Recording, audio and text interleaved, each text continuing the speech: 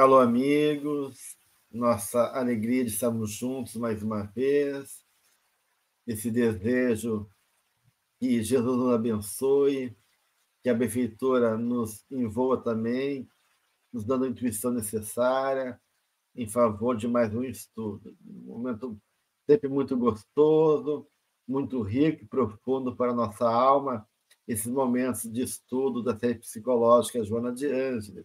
Então, bem-vindos a mais um encontro, juntamente com a Adriana, com a Guadalupe, está aqui para trabalhar hoje, iniciar o capítulo 6, condicionamento.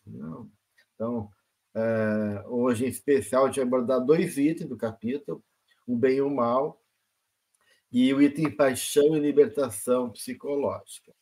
Então, bem-vindas, como diz aqui no Sul, bem-vinda, gurias, né, para mais esse espaço aí esse encontro de troca e de estudo da série psicológica. E é uma questão fundamental e seja complexa, a questão do bem e do mal, né? Desde que o mundo é mundo, as questões filosóficas, morais, religiosas se debatem, né? O que é o bem e o mal, e a ética depois vem trazer também questões dessa ordem, né? Porque o ser humano é um ser moral, né? Então, do ponto de vista psicológico, né? O mal existe, né? Santo Agostinho dizia que o mal não existe, que o mal seria, na verdade, essa ausência do bem, fruto da arrogância do homem, que opõe. Então, o mal não foi criado por Deus, mas é permitido em nome da nossa liberdade de dizer não para a verdade, dizer não para Deus. Então, o mal, psicologicamente, ele existe, né? Ele tem cheiro, ele tem peso, tem substancialidade, e aí a ideia é a gente poder começar a falar um pouquinho sobre essa questão tão importante do ponto de vista da nossa caminhada psicológica e espiritual. Então, vamos começar a provocar algumas coisas. Como é que vocês sentiram aqui esse dualismo que a Joana apresenta no do capítulo, né? Que a dualidade me parece que é uma das características da nossa consciência, da nossa natureza, e vamos, a partir disso, ir trabalhando esses conceitos. Então, assim, eu achei bonito como ela faz essa construção do texto, iniciando falando dessa questão complexa mesmo, né? Porque desde que o mundo é mundo, nós nos debatemos entre esses pares de opostos, né? Bem e mal. E é interessante ver Freud dizendo que seríamos bem melhores se não quiséssemos ser tão bons, né? Então, a tentativa de negar uma polaridade em detrimento à outra sempre causa a cisão maior. Então, é uma questão complexa por isso, porque ingenuamente nós acreditamos que temos que ser bons. Claro que sim, nós devemos procurar cada dia mais ser melhor que nós mesmos, mas também integrar esses aspectos não tão bons quanto a gente gostaria que fosse, isso é importante. E aqui ela elenca, né, várias concepções que tiveram no passado sobre a temática bem e mal. Aí ela fala, né, que em todos esses períodos da cultura sempre teve esse esforço, né, tanto da religião, do pensamento, para estabelecer esses paradigmas que atravessaram, né, a humanidade desde que a gente existe, né? E ele começa desde uma abstração filosófica ou religiosa, e aí ele perpassa pela ética, na questão da moral, aí vai para a sociologia, ao comportamentalismo e chega na psicologia, e agora chega na psicologia espírita, onde ela então vai fazendo essa construção de uma forma tão bonita, que vai passando desde uma lei, aí depois vai ser então uma energia, depois vai ser forças, e aí ela vai construindo como um mosaico muito bonito o que seria isso para a gente. Eu acho as discussões filosóficas e teológicas e de outras vertentes lindas, importantes sobre essa questão do bem e do mal, nos trazem muitas reflexões, né? Mas me parece que no tempo que nós estamos, a nossa ânsia por saber se nós somos bons e querer sermos bons, nos afasta de realmente vivenciar uma bondade simples, naquele simples que, na verdade, é vivenciar o momento com o coração de boa vontade e dando o melhor de nós, porque a gente se apega em... E é lindo, né? Ver esses espíritos que nos trazem, a gente se apega em comportamentos que beiram a perfeição e deixa de aproveitar o momento para fazer aquilo que nós podemos. Nessa inconsciência e, ao mesmo tempo, ingenuidade de que não somos bons e que não vamos alcançar a bondade, ou querendo saber se o que a gente fez é bom ou mal. Quantas vezes nós ouvimos, né, acredito que você também tem essa experiência, discursos, questionamento de pessoas que querem saber se aquela boa ação foi boa mesmo ou se foi uma ação só do ego. Se foi boa mesmo ou se foi algo... Claro que isso é importante do ponto de vista de raciocínio, mas mais importante do que isso é fazer, é se experimentar, é procurar sempre fazer o melhor, é procurar sempre fazer o bem. E assim ir alcançando do ponto de vista prático aquilo que filosoficamente a gente aprende.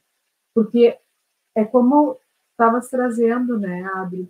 O reconhecimento de que existe o mal e a aceitação de que ele existe, o que não quer dizer a conivência, nos possibilita viver o bem de uma forma mais plena, nesse trabalho, na nossa dualidade, onde reconhecendo o mal e reconhecendo o bem, a gente pode optar, né? Porque isso eu acho importante nesse jogo de bem e mal.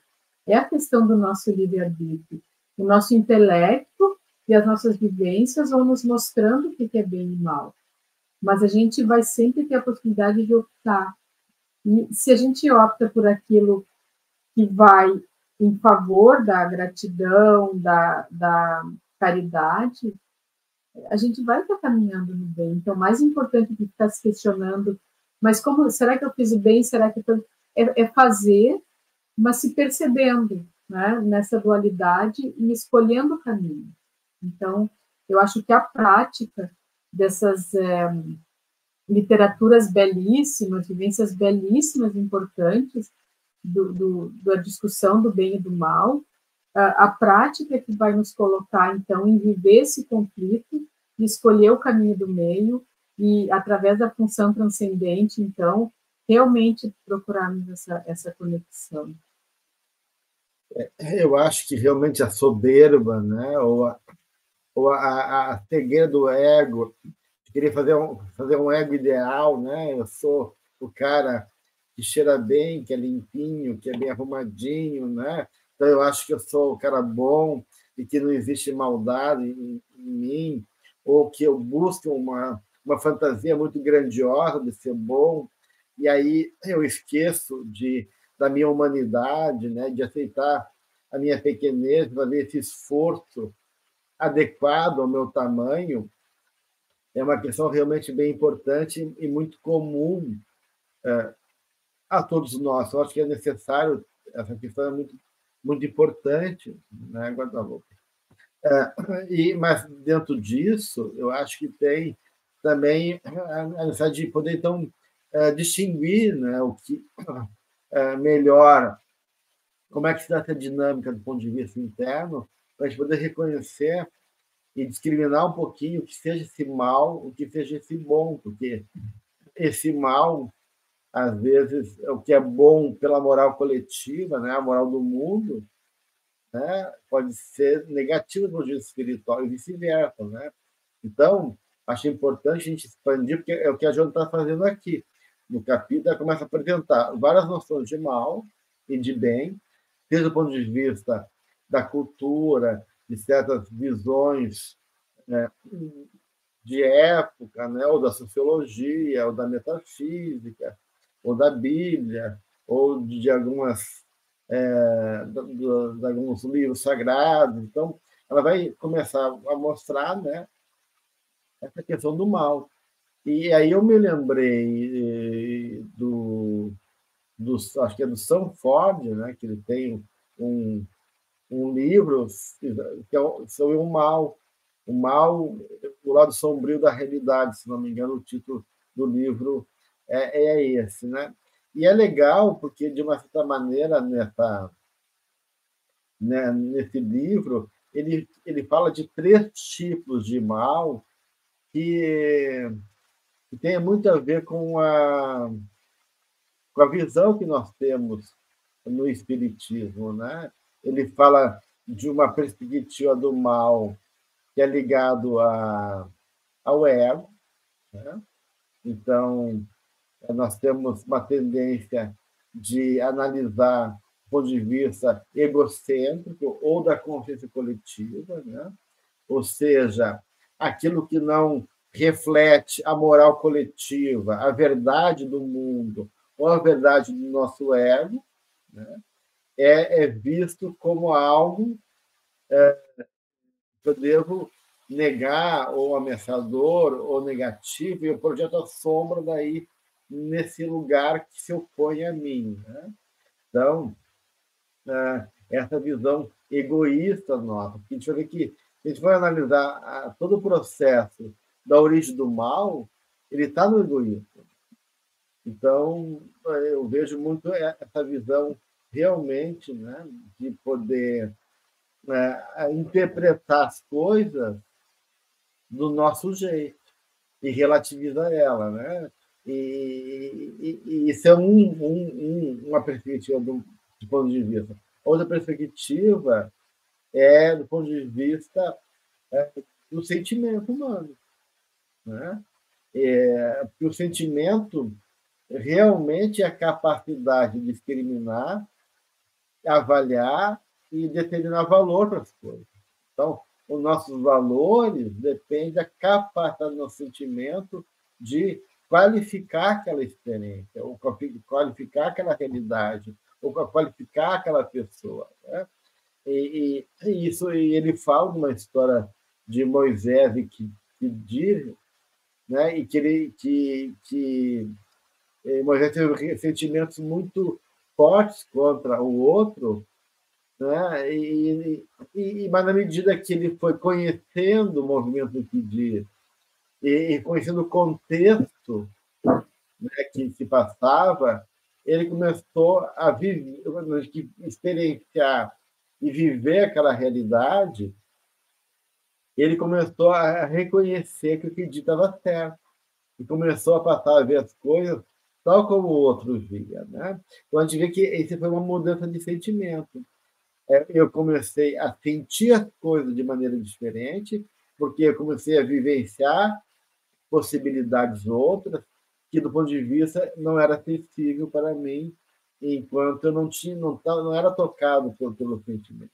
Então, o sentimento é um outro fator de avaliação e de ponto de vista bem mal. E o terceiro fator que o Stanford coloca é o ponto de vista do céu, ou divino, né? Que é a presença divina, ou questão das leis naturais, a consciência, né, de cada um de nós, consciência ética, né, onde está escrita a lei de Deus, como diz o Espírito, né, que aí realmente relativiza essa ótica do ego, né, a ótica do ego humano, né, o que pode ser bom para mim, do ponto de vista divino, pode ser negativo, né, pode ser ruim para mim, do ponto de vista divino, pode ser positivo. Então, ele vai falar dessas 3 perspectivas, né? E o quanto há um choque nessa dinâmica. Ele até fala de um nazista, né? De um jovem aviador nazista que fez uma cegueira histérica. Ele não conseguia mais distinguir as cores. Ele era de Berlim, na Segunda Guerra Mundial, e como ele não tinha as cores, ele perdeu a visão das cores, ele foi afastado do combate e buscou uma terapia, buscou um médico, um terapeuta, e foi o Sanford, né? O outro analista, mas eu sou aqui que relata esse caso, né? E aí ele era super identificado pelo Paul Ritter, ele acreditava na proposta do Hitler, quando ele fazia parte da juventude nazista do Terceiro Reich, né? Os objetivos do Terceiro Reich. Ele achava que Hitler estava fazendo o maior bem para a humanidade. Então, ele tinha toda uma identificação egóica com o Hitler, mas ele começou a ter sonhos, né? Aonde o Hitler aparecia como um homem mau, e das mãos pingavam sangue no sangue dele, do Hitler. E a irmã dele tinha uma visão oposta a ele, que a irmã dele condenava Hitler. E ele odiava a irmã, achando que a irmã estava enganada, estava equivocada, porque resistia a aceitar o pensamento de Hitler. E no sonho, o sonho apresentava ela como uma santa, né? Com vestido de um branco resplandecente, né? Cujo rosto, então, ele ficava chocado de tanta luminosidade que vinha dela. Então é uma contradição entre o ego enganado, identificado com a perspectiva do pensamento do Hitler, e o sonho dele, que invertia e mostrava uma outra realidade, da qual ele não se identificava, né? Daí, diante do sonho, ele ficou chocado. Então, ele resolveu confrontar ele mesmo e ir atrás dos campos de concentração, para ver como é que funcionava. E aí ele caiu em si, como diz a Joana de Arc, né? Ele caiu em si e reconheceu que, por muito tempo, ele acreditava que o preto era branco, né? E, então, a cegueira histérica era um sintoma de ele não conseguir distinguir pelo sentimento a realidade, né? Só que o fim dele é trágico, né? Diante do tamanha dor que ele sofreu, né? E ele falou assim que nem todas as cores do mundo poderiam ajudá-lo mais diante do que ele viu. E ele acabou se suicidando. Ele conseguiu suportar, né, essa verdade, infelizmente, né? E acabou tirando a própria vida, porque ele se recriminou de ter acreditado tanto tempo em algo que parecia. E aí vem essa história de vocês, a gente poder saber suportar também a nossa pequenez, a nossa imaturidade, nosso limite, e aceitar, puxa, realmente eu me equivoquei porque eu não estava enxergando direito, não estava distinguindo as cores da vida. Então, questões bem complexas, Verta. Essa questão que o Seste me lembrou muito quando a gente estuda a sombra, e também se fala justamente na questão do mal quente, do mal frio, e o quanto essa percepção essa percepção, né? Mas esse viés do intelecto e de uma personalidade manipuladora, enfim, né? Parece ser comparado a alguém mais colérico e que esbraveja, não transparece o mal que pode existir nesse tipo de comportamento. Então, não sei, Gelson e Adri, se não vale a pena a gente falar um pouco do mal quente e do mal frio para explicar um pouco melhor. Eu me atrapalho um pouco, né? Mas para mim é bem isso. Às vezes a gente vê naquela pessoa ali que é colérica, esbraveja e é muito espontânea nas suas emoções, porque tá inconsciente ali, fazendo várias coisas equivocadas. Mas quando se está naquela frieza do intelecto, naquele pensamento que vai manipular, que é articulado, tem toda uma logística, uma estratégia, ali existe um mal muito maior. E se nós não percebemos que o bem e o mal nos habitam, a gente às vezes cai nessas armadilhas.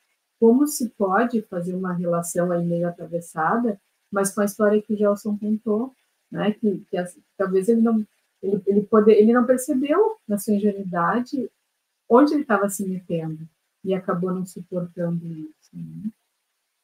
Não sei se eu consegui trazer a diferença assim, dos dois, mas acho que é algo importante quando a gente fala de bem e mal também, que nem tudo é o que parece, né? Seria mais... Von Franz apresenta esses dois conceitos, né? Ela fala do mal quente, que é o nosso lado mais impulsivo, mais animal, esse calor, né, que nos invade, e nos age a função de maneira irracional. Né? Mas ela diz que esse mal ele não é intencional, né? É um mal advindo dessa condição ainda nossa de ser perturbado emocionalmente e, no momentos extremos, agir de maneira impensada, né? Que isso vai existir sempre e que, em momentos extremos, cada um de nós não tem como ter certeza de que resposta a gente vai dar para o mundo, né? Quem pode me garantir que, no momento limite da minha vida, a minha resposta vai ser adequada ou vai ser uma resposta... Né? Então, esse é o mal quente, né? Movido pelo esse lado realmente do nosso animal, das emoções que são ativadas nesse momento.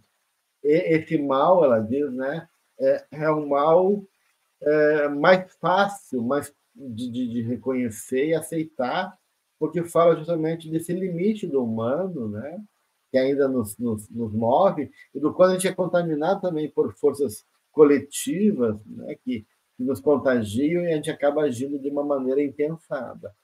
Mas o pior mal, ela vai dizer, né, justamente é o mal frio, né, que é o conhecimento. Quando o conhecimento dá um grande poder para o homem. Né? O conhecimento desperta e revela possibilidades de controle, de exploração da natureza, de recursos quase infinitos. A gente vê isso com a tecnologia hoje em dia, com outros manipulando geneticamente as coisas, né? A gente cria novos vírus, a gente deforma, né, animais. Então, vamos falar do perigo desse conhecimento quando ele é usado sem o sentimento, né? Quando esse conhecimento ele vem, né? Justamente essa frieza do ser humano está dissociado daí dessa dinâmica mais amorosa, sentimental, e aí esse conhecimento que poderia ser algo muito útil e muito positivo se torna extremamente cruel e destrutivo a ponto de colocar o mundo em perigo, né? Porque esse conhecimento sem uma sustentação verdadeira de um sentido, de um sentimento, de um trabalho, né, que possa realmente ancorar, ele se torna realmente algo muito perigoso. Então, ela vai falar desses dois tipos de mal. Né? Eu acho que aí entra essa parte que aí a Joana coloca, a necessidade da consciência, então, para ampliar aí essa capacidade de identificação entre o bem e o mal, e a consciência ajuda nessa escolha do bem, porque a consciência que vai fazer a pessoa, o indivíduo, mesmo tendo esse impulso instintivo, mesmo tendo essa questão do conhecimento, mas ela vai conseguindo escolher o bem, apesar de tudo, né? Aí ela coloca, caso caia, né, no mal, pelo ódio, pelo medo, angústia, volúpia, ela adentra um quadro de consciência de culpa e sofre as patologias que são mecanismos reparadores. Então, veja que interessante, né? Então, quando essa consciência ela vai optar pelo bem, mas ela não consegue e ele derrapa no mal, então ele vai desenvolver a patologia. Então, aqui ela vai até dando continuidade nessa questão da patologia, que não é necessariamente, né, uma ação de algo do passado necessariamente, mas já pode ser também fruto de uma consciência culpada, que aí o ser fica naquela consciência preso àquela questão e ele adoece com esse movimento de culpa. Não fazer a outrem o que não deseja que ele lhe faça.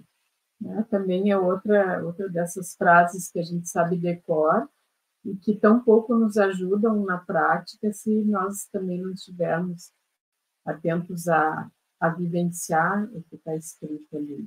Eu acho muito bonita essa frase que está no final ali, né, quando ela diz, então, que o bem é tudo que contribui para a paz íntima da criatura e para o seu desenvolvimento intelecto e moral.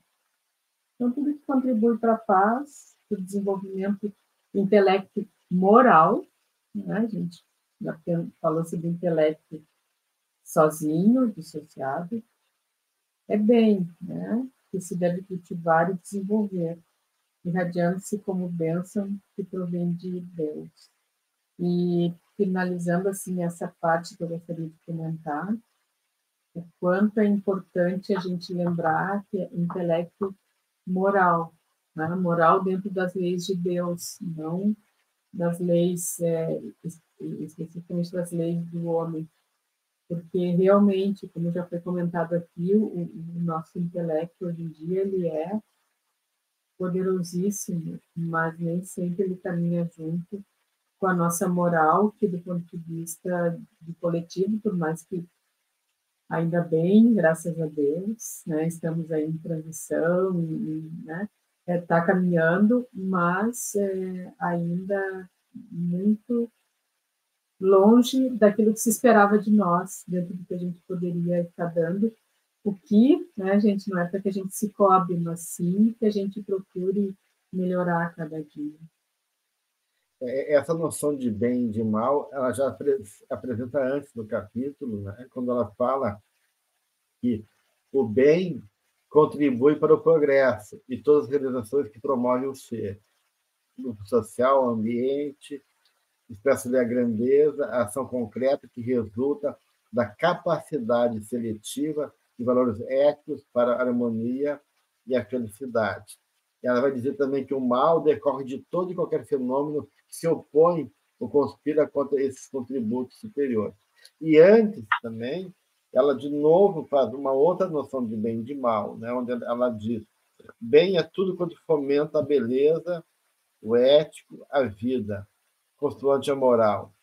E o mal vem ser aquilo que se opõe ao edificante, ao harmônico, ao bem. E numa outra obra dela, né, e ela também vai falar algo muito parecido. Ela fala assim que o bem é tudo que que gera a vida, que é em favor da vida, que engrandece, que embeleza, que promove a vida. E mal é tudo que vai contra a vida, que se opõe à vida, que impede a vida, que limita a vida, no sentido de um sentido pleno do que seja a vida, né? Então, eu acho muito interessante justamente essa ideia de bem e de mal, né?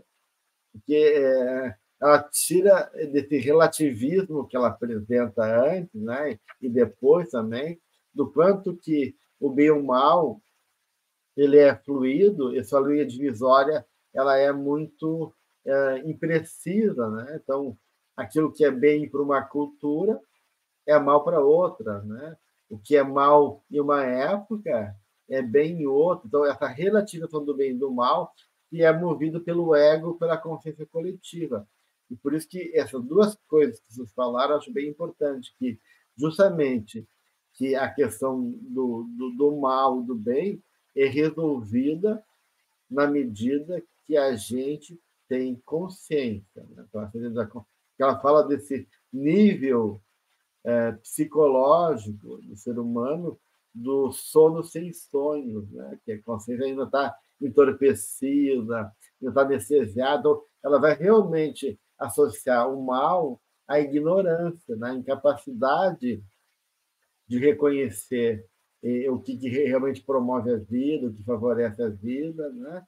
E desse atavismo do mal quente, né? Que é dos instintos agressivos que nos impulsiona ainda uma atitude agressiva ou destemperada, né? Então, tudo isso são processos de amadurecimento do homem, tanto do ponto de vista das emoções, né?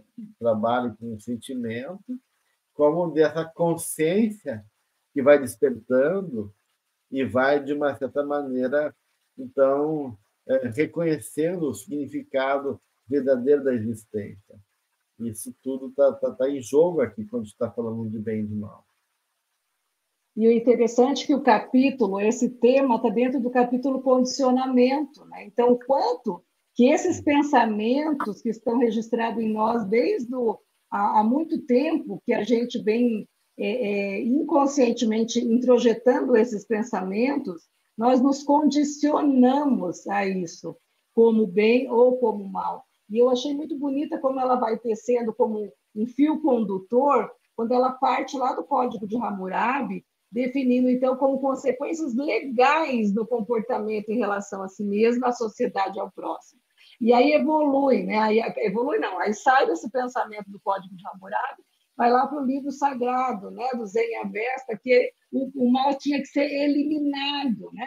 Então veja como vai construindo em nós essa tendência inconsciente de negar o mal, de negar aquilo que não é, né? Ou seja, essa instância do mal. E aí lá nesse Zen Avesta, elas eram personificados no Ormuzd, que era o bem, e o Arimã, que era o mal, e nessa luta incessante em que o mal deveria ser eliminado. Aí ela traz a questão da Bíblia, que o bem são as deidades angélicas e o mal são as demoníacas, e Deus, então, tem o controle dos dois. E aí ela chega na metafísica, depois na interpretação chinesa, e aí que é o bonito da interpretação chinesa, porque ele já sai dessa conotação do bem e do mal e já vai para uma questão de forças cósmicas que têm que estar em harmonia. E aí que é a beleza. Quando a gente entra nessa concepção, a gente sai desse condicionamento da negação do mal, que o mal tem que ser eliminado. Então, quando eu vejo o Yang como uma força masculina, positiva, seca, e automaticamente o bom, e o feminino como o yin, como o feminino, o úmido, o negativo e o frio, eu não fico entre um em detrimento do outro, ou eu preciso eliminar um, mas eu preciso integrar. Então, esse pensamento chinês, esse pensamento oriental, é onde Joana busca para que a gente possa trabalhar essa questão da sombra, né? A necessidade de integração da sombra e não eliminação da sombra. Então, o condicionamento ele vai se dando a partir desses pensamentos. E aí a gente vê no hinduísmo forças antagônicas, né?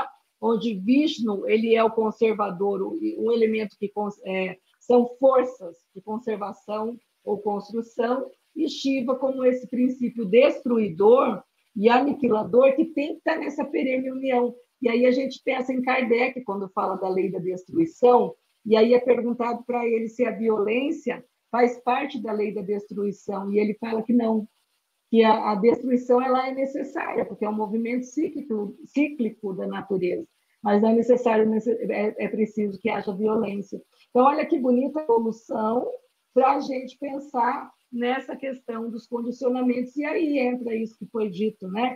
Que filosoficamente o bem é tudo que fomenta a beleza, o ético, e o mal é o oposto. Sociologicamente é o que contribui para o progresso e o mal é o oposto. E aí vem a questão da psicologia, que o bem são as aspirações do crescimento e elevação, nobre, equilibrado, e o mal é um atavismo, é um instinto agressivo que ainda nós carregamos em nós, que precisa ser intelectualizado, né? Ele precisa ser integrado. Então, é muito bonito essa construção que ela vai fazendo, uma rede, é como se ela estivesse tecendo uma malha, um fio, e aí ela vai trazendo o quanto que essas ideias, e que nós que perpassamos vida após vida nesses contextos, a gente foi mantendo isso condicionado no nosso inconsciente, né? É interessante, né, que isso está de volta essa questão da dicotomia que se falavam, né?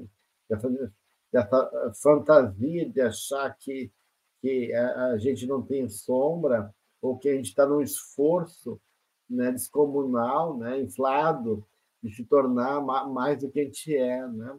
Que na mitologia grega, né, não existe guerra entre os deuses. Pode haver disputa, mas não guerra. Justamente porque os deuses e as deusas eram sábios demais para se prenderem bons.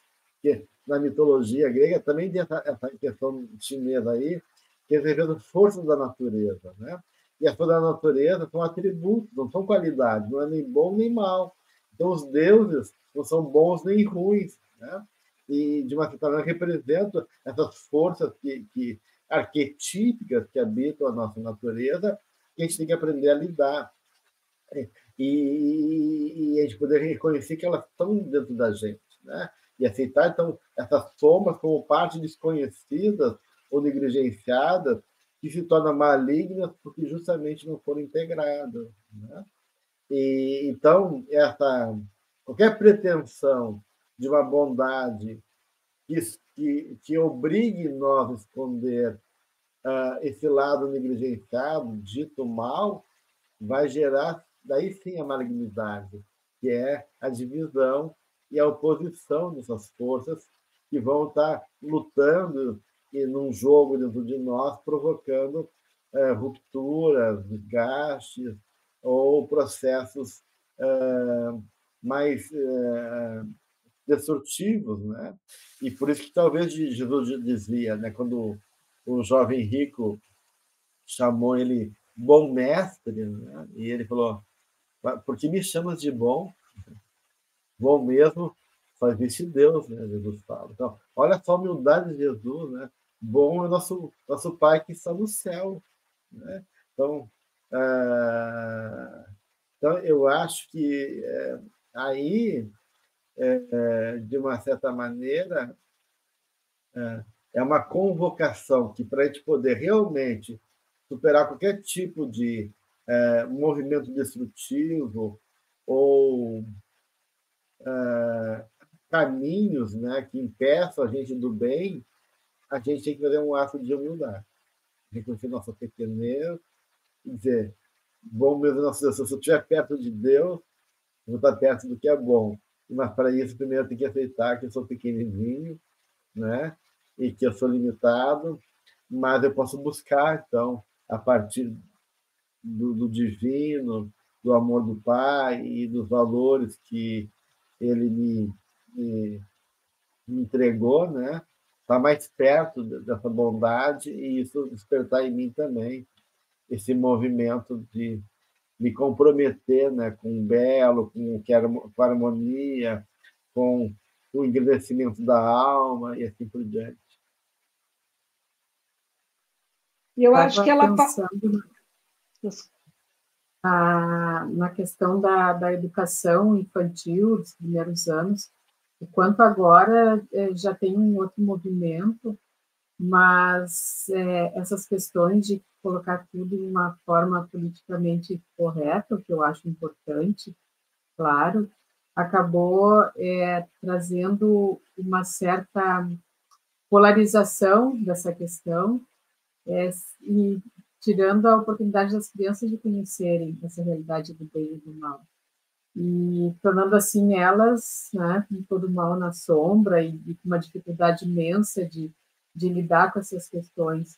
Algo que agora se vê que houve essa percepção, tem todo um movimento na maioria dos lugares de educação infantil e alguns, né, como nós vimos há pouco de uma forma belíssima, quando a gente, né, foi a Sacramento, ver lá o trabalho de Eurípides, mas mesmo na nossa realidade mais mundana, digamos assim, já existe essa preocupação de levar as crianças, desde o início, o reconhecimento de sentimentos não só bons, mas também ruins, para que possam discernir e, a partir daí, realmente se movimentar e se reconhecer.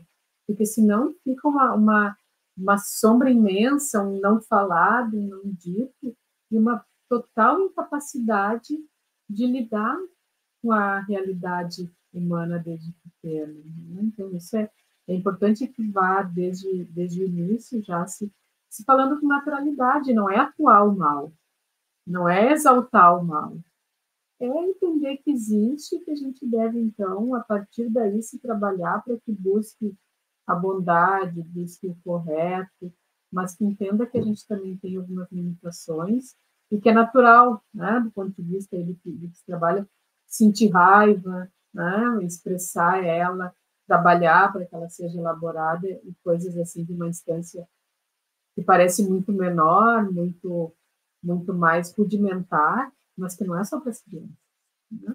É para nós também. E eu só ia complementar, assim, que eu acho bonita essa forma que Joana escreve, porque ela tem uma forma, nesse capítulo específico, ela parte do todo, ela faz todo um apanhado histórico e ela vem perfazendo, e aí ela conclui com ela, né? Como que ela define para sintetizar, né, e concluir o capítulo, ela diz de forma bem simples que bem e mal são escritos na consciência, bem é tudo que contribui para a paz íntima e o seu desenvolvimento intelecto-moral, e o bonito é do mal. Eu adorei essa parte que ela sintetiza do mal. Ela diz que mal é remanescente atávico do processo de evolução e que será ultrapassado à medida que amadurece psicologicamente. Então, ela traz o ser imaturo, né? E ela fala que isso, né, a partir do momento que ele conquistar a maturidade psicológica, isso vai, como, né, o Chico sempre dizia, isso também vai passar. Ou seja, isso seria o mal para ela. Eu achei muito bonito que aqui ela conclui essa parte, mostrando que o mal será ultrapassado, porque esse remanescente do mal, né, dos instintos, ele vai ser integrado, né, esse remanescente atávico do processo de evolução. Por isso que o mal está associado à ignorância, né? No sentido de que, na medida que eu estou ainda preso numa visão pequena, aprisionado ainda naquela estado de ser de inconsciência, nos atavismos do passado, do meu lado animal, eu estou agindo não como humano, estou ignorando a minha natureza divina, a natureza humana, e estou repetindo padrões nessa proposta do livro de condicionamento, que tu bem lembrou, né? Estou condicionado ainda a um padrão de funcionamento que se reflete, então, em atitudes limitadas e, consequentemente, equivocadas, né? Negativas, que a gente chama de mal. Mas ela vai justamente ir mostrando que esse mal é transitório, que ela é temporal. No final, ela cita, né, exatamente essa ideia, né, que é essa coisa atávica aí da evolução, como tu colocaste, né, e que, com o tempo, a gente vai, então, despertando para a sensibilidade, a gente vai aflorando a nossa capacidade nobre pelo sentimento amoroso, a gente vai alargando a nossa função intuitiva, que consegue reconhecer um significado nas coisas, a gente vai desenvolvendo a nossa razão, que nos dá novos elementos para poder abrir os horizontes do nosso entendimento, e aí a nossa sensação, que era muito, né, vai se dando por uma lucidez, né, uma capacidade de avaliar de maneira mais precisa as coisas. Então, eu acho que a gente vai realmente começando nessa ideia de individuação, né, de inteireza e totalidade do ser, assimilando toda essa natureza e, ao mesmo tempo, integrando esse lado ainda inferior, limitado, que habita em nós, para que ele possa ir sendo direcionado, né? Dando uma direção, porque tem certas coisas que não vão mudar de uma hora para outra, né? A gente vai ter que aprender a conviver e suportar, mas a gente pode dar uma direção positiva, né? Compor com aquele elemento de forma que aquilo não seja mais trágico e limitante na nossa vida, mas que possa encontrar nessa integração com o resto da natureza um lugar de existência e uma finalidade mais favorável à nossa caminhada. E a visão que as tradições trazem de Jesus e a visão que Jesus quer que nós tenhamos dele, e Joana reforça. Então, acho que também é bem importante, quanto é libertador trazer, né, esse Jesus alegre e vencedor do mundo interno, onde que a gente vê como sofrimento, né? Na verdade, tem aí uma mensagem para nós de fortaleza, de fé, de vivência daquilo que realmente importa, né? E é a hora da gente ver esse Jesus, descrucificá-lo, né, no nosso coração e viver essa beleza que é a vida de Jesus enquanto homem e a potência de Jesus Cristo que nos ampara. Eu ia colocar bem isso mesmo, que essa questão do condicionamento, né? O quanto, né, Guadalupe, quando a gente olha esse Jesus crucificado, a gente olha para a paixão de Cristo com essa coisa trágica, essa ideia de culpa, né? Que ele veio salvar a humanidade, então é minha culpa. Você percebe?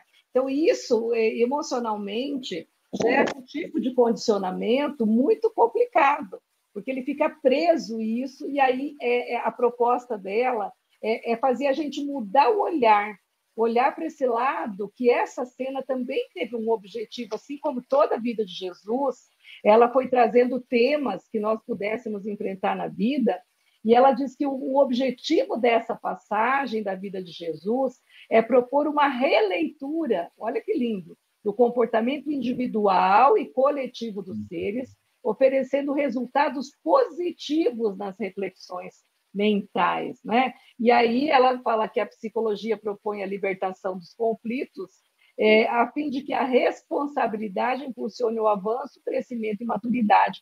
Então ela fala que quando a gente olha para essa cena da vida de Jesus, é para olhar, né, a importância das mulheres que acompanharam Jesus durante toda a trajetória. Elas praticamente foram as únicas que foram lá assistir a crucificação, a importância do próprio José de Arimateia, que cede o túmulo, né, para que o corpo de Jesus vá para lá, a importância do trabalho de João, que também é o único discípulo que presencia a crucificação.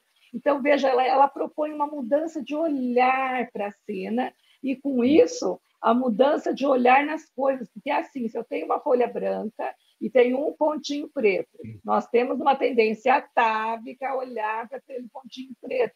E aqui nessa parte da paixão, ela muda, ela traz essa releitura desse momento, para que a gente possa sair desse condicionamento e poder partir para essa questão mais, essa libertação psicológica do sofrimento e descrucificar. É isso que eu acho lindo. Ela traz Jesus descrucificado, vivo ao nosso lado, nos ajudando dia a dia nas nossas dores. Ela traz uma frase que eu achei também muito bonita, de tantas: sem paradigmas fixos, toda a sua doutrina se constitui de otimismo e plenitude. Linda, né? A gente não pode esquecer que pecado é errar o alvo, né? E que a palavra escândalo é escandalon, palavra que é obstáculo ou empecilho, né? Então, de uma certa maneira, a Joana está dizendo assim, é justamente trazer essa ideia, né, de que, em vez de ficar se torturando e se culpando, a gente possa reconhecer que nós erramos o alvo, que tem obstáculos ainda dentro de nós, e reconhecer nessas personagens do Evangelho, né, esse movimento desses homens honestos e integrados ali na situação do processo da vida, vivendo, né? Vivendo. Talvez por isso que ele vai relativizar, né, esse Jesus crucificado, que também é sábio, né? Quando eu questiono ele, que ele é um mau homem, eu curato no sábado, né? E aí Jesus falou assim, mas eu pergunto se no sábado é permitido fazer o bem ou o mal, salvar uma vida ou arruiná-la. Então, ele vai começando a quebrar essa lógica coletiva, né? E trazer o mal para uma outra dimensão, né? Quando ele fala das crianças que vão ter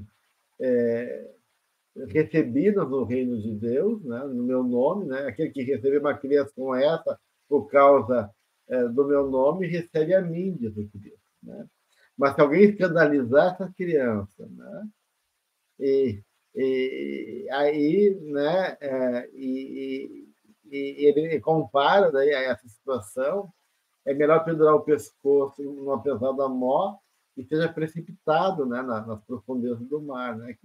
Então ele vai falando assim que de uma certa maneira o que está em jogo e quando ele fala da criança, né, que impede a minha criança, que também é meu lado puro e frágil de encontrar esse caminho, né? Então, se eu acolher minha criança, eu estou acolhendo a Jesus e estou sendo abençoado por ele. Agora, se eu impedir a minha criança, né, de que ela possa ter contato com e ser acolhida, então eu estou, de uma certa maneira, fazendo algo que é terrível.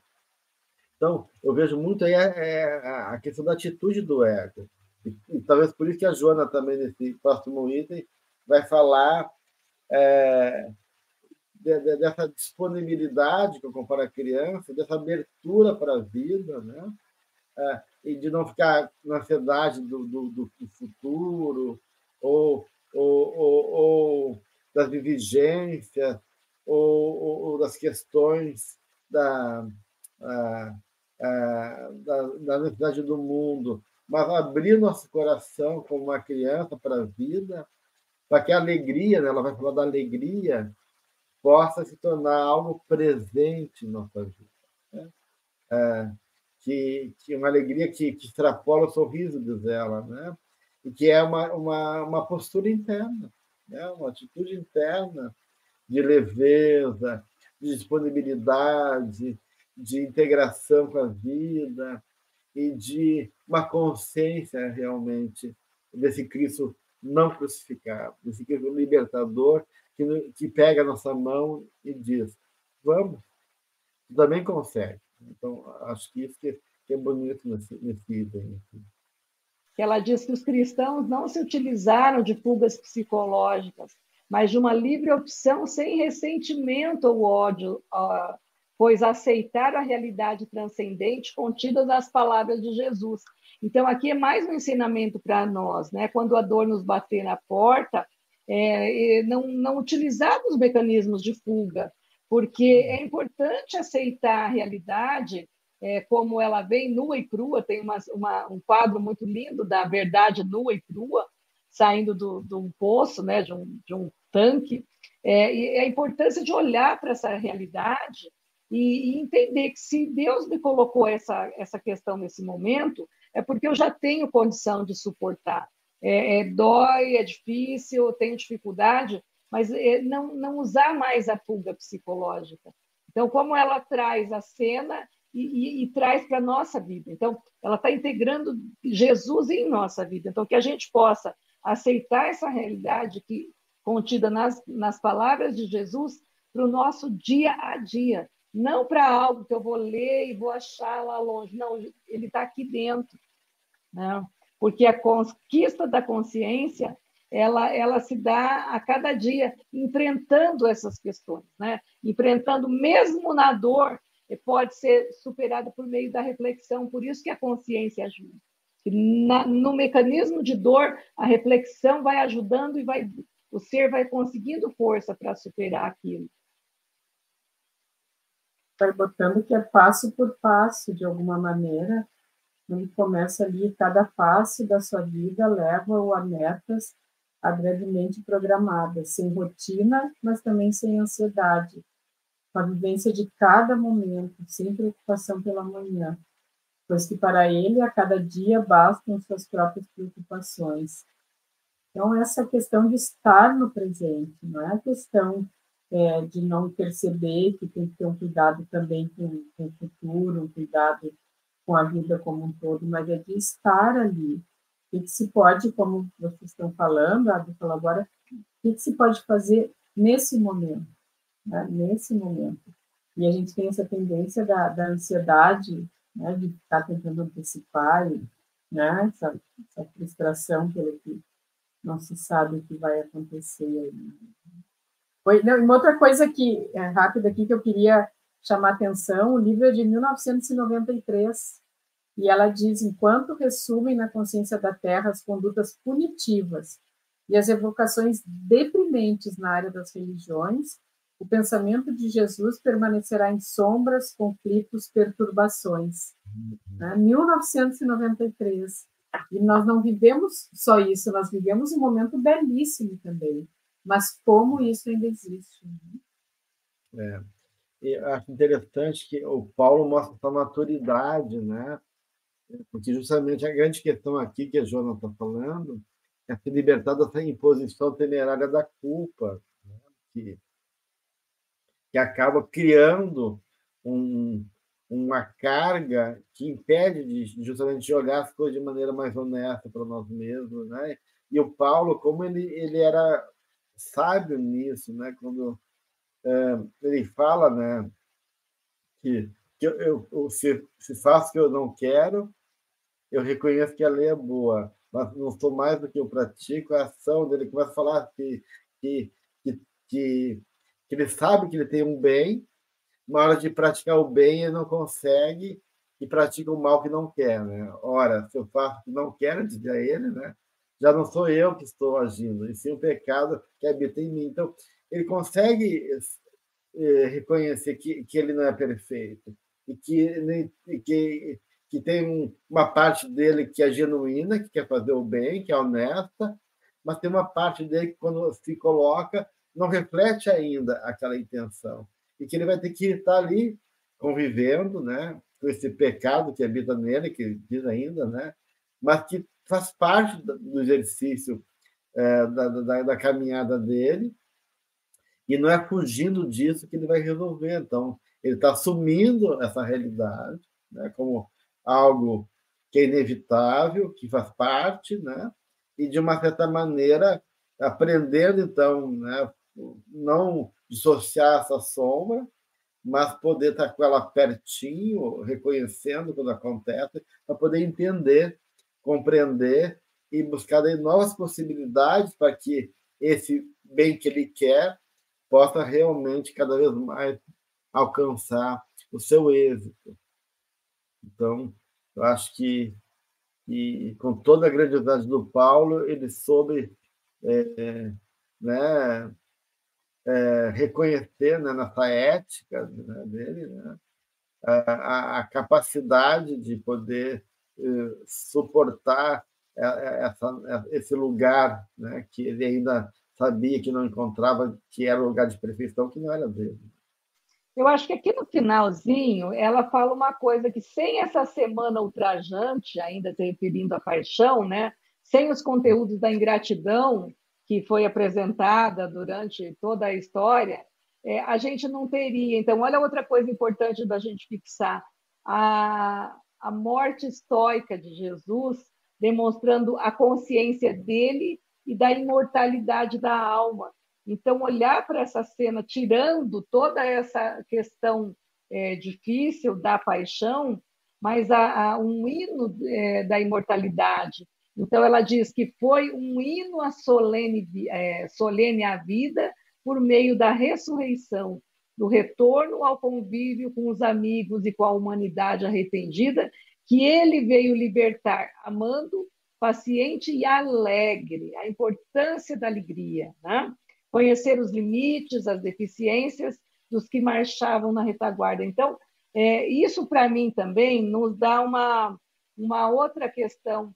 Quando a gente estiver passando pelas nossas paixões e pelas nossas crucificações, como Cristo crucificado entre os dois pares de opostos, entre o que é certo, o que eu devo fazer, o que eu não devo, entre essas questões que nos rasgam ao meio, a importância da gente pensar que, apesar de tudo isso, apesar da dor, existe sempre algo de aprendizado, né? Então, é importante olhar a serviço de que essa dor vem. Então, para mim, esse olhar de mudar o olhar da paixão é mudar o olhar da nossa forma de olhar para as dores que a gente ainda traz, né? Muito bem, gente. Então, lembrando para você que a gente continua no capítulo 6, e então, dando continuidade ao capítulo, a gente vai trabalhar o item enfermidade e cura. Agradeço aí a Guadalupe e a Adriana e convido a todos a permanecer conosco no próximo encontro para continuar nosso estudo. Um grande abraço a todos, que Jesus nos abençoe e nos fortaleça em favor dessa nossa caminhada.